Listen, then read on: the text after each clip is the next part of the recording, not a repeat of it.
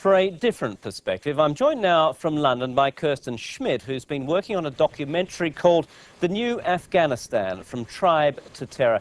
Kirsten, welcome to International Correspondence. Howard Kurtz of the Washington Post is just talking about the renewed interest, the renewed public debate in the war on terror.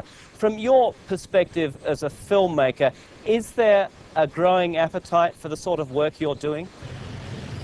Definitely there is. When I was first trying to get funding to do this film, I had a really hard time getting interest. George Clooney had just gone out to East Africa, and a lot of people were sort of moving their focus over to the situation there. And all of a sudden, there's been this great, huge shift back to the war on terror again.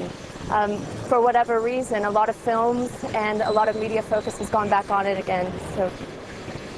And what sort of interest is it? Is it specifically for what you're doing, getting to the very root of who these people are, where they're from, what they stand for? Is that what people want to know now? Absolutely. That's what I wanted to know myself as a filmmaker, as a journalist. I went out there because I wanted to talk to people.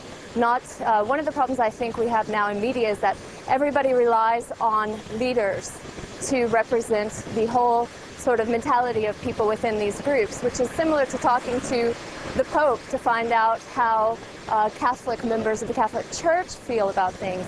It's very misrepresented. These people's opinions are not represented very well by leaders often. And how difficult is it for someone like you to get to the heart of the story? You're in Pakistan and Afghanistan. These are obviously very difficult places. Yes, it was a little scary for friends and family when I went out there.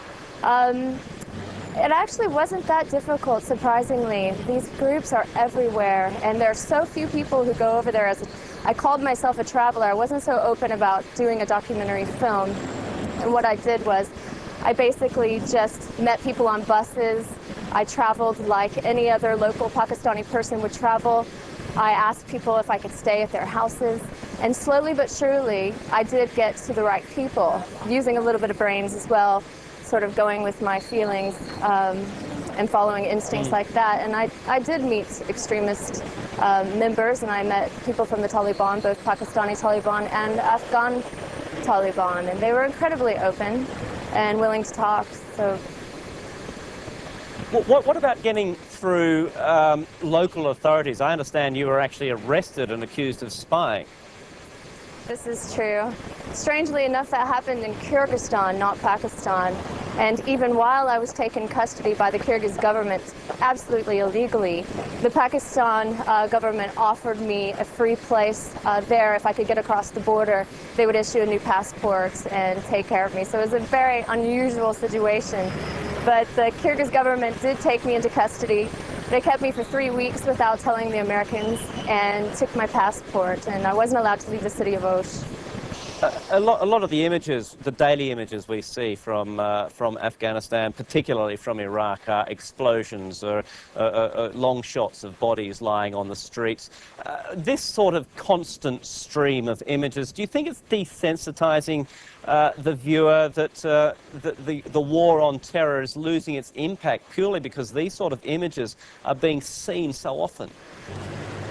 I always have a hard time when people talk about Iraq and then also about the war on terror. They're separate issues as far as I'm concerned. However, I do think that it depends on which audience you're talking about. I'll take America as an example. I think America is definitely in a sense of denial when it comes to the war in Iraq. Few people talk about it. There's not a lot of sympathy for it, which is a shame, but true. And I don't think it desensitizes the war on terror. In fact, I think more people should be focusing on how serious the situation is. These extremist groups are planning attacks on these countries, and they need a diplomatic channel to be opened and to be listened to and taken seriously. And that is not happening. Independent filmmaker Kirsten Schmidt, thanks very much for joining us.